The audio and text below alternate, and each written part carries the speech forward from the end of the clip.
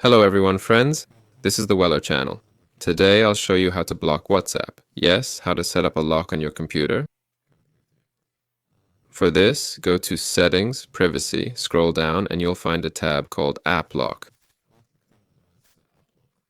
Go into it and enable it.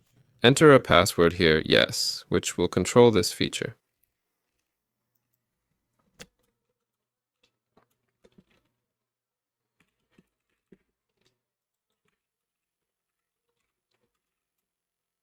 Now click OK.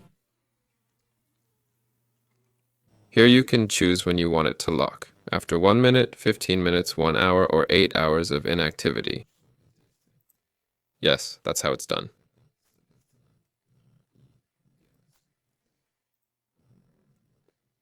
Also, to lock it immediately when needed, just tap the 3 dots and select Lock App. That's all. This was Weller. Goodbye, everyone.